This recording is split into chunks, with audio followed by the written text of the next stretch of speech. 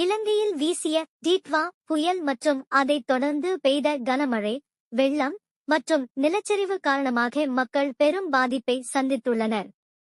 இந்த பாதிப்புகள் குறித்த முக்கிய தமிழ் செய்தி தகவல்கள் கீழே கொடுக்கப்பட்டுள்ளன. இலங்கையில் புயல் மற்றும் மழையின் தாக்கம். Impact in Sri Lanka. புயலின் பெயர் டிட்வா புயல், சைக்ளோன் டிட்வா. உயிரிழப்பு மற்றும் பாதிப்பு. கனமழை மற்றும் நிலச்சரிவு காரணமாக 153 முதல் 160 பேர் வரை உயிரிழந்துள்ளனர். சமீபத்திய தகவலின்படி சுமார் 191 முதல் 200 பேர் வரை காணவில்லை என தெரிவிக்கப்பட்டுள்ளது.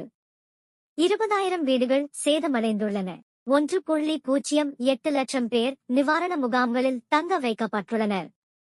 மொத்தம் 2.19 லட்சத்திற்கும் மேற்பட்டோர் கடுமையாக பாதிக்கப்பட்டுள்ளனர். அவசர நிலை. புயல் மற்றும் வெள்ளத்தால் ஏற்பட்ட பேரழிவை கருத்தில் கொண்டு இலங்கை அதிபர் அவசர நிலையை பிரகடனப்படுத்தியுள்ளார். State of emergency. மீட்பு பணிகள். இராணுவ படைகள் மற்றும் இந்திய கடற்படையின் ஹெலிகாப்டர்கள் மூலம் பாதிக்கப்பட்ட பகுதிகளில் இருந்து மக்கள் மீட்கப்பட்டு வருகின்றனர். ஆபரேஷன் சாகர் பந்து.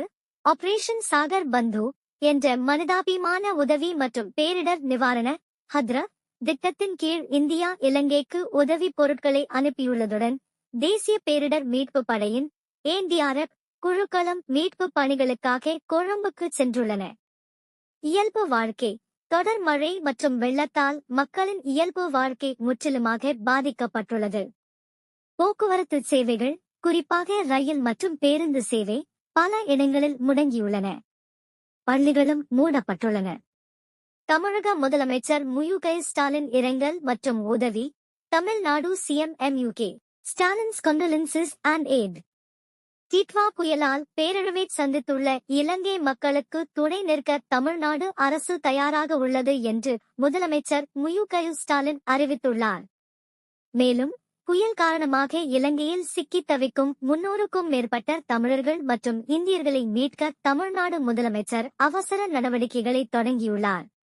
குறிப்பு: இந்த புயல் தற்போது வட தமிழகம் மற்றும் புதுச்சேரி கடற்கரையை நோக்கி நகர்ந்து வருவதால் தமிழ்நாட்டிலும் பல மாவட்டங்களுக்கு கனமழை எச்சரிக்கை ரெட் அண்ட் ஆரஞ்சு அலர்ட் விடுக்கப்பட்டு முன்னெச்சரிக்கை நடவடிக்கைகள் எடுக்கப்பட்டு வருகின்றன.